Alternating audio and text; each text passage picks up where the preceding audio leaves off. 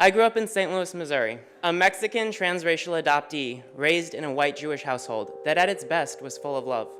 Yet at its worst, my family often spoke poorly on sexual orientation and on race, messages that often demeaned my own identity and made me feel unsafe and unwelcome.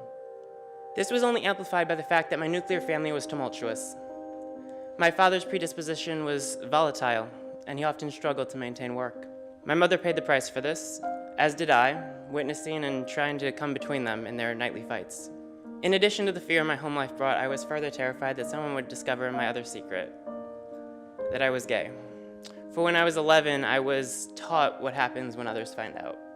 It was at a summer camp when I first heard the words gay and spoken by the other boys. Eventually, one of those boys attacked me, cracking open my skull. I remember looking into the mirror after the attack, silver staples protruding from my partially shaved head, thinking to myself how I was worthless, inferior, and how I deserved this. As I went forward in my education and in my quest for greatness, I continued to search for home. This all too often led to the beds of other men that did not care for me, men who harmed me, men who violated me without my consent.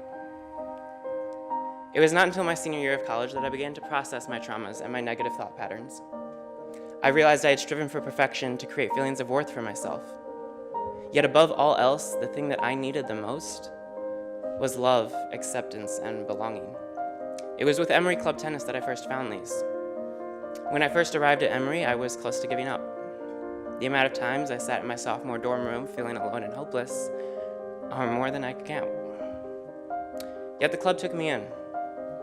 They showed me my worth was not measured by my skill with a racket or any other skill I had honed to deadly perfection.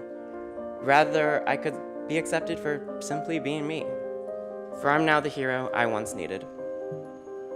Things do get better. You're not alone. You will be found, and that home you long for is out there, in others, and above all, in yourself. I promise you. Go find it, and become the hero you once needed as well. Thank you.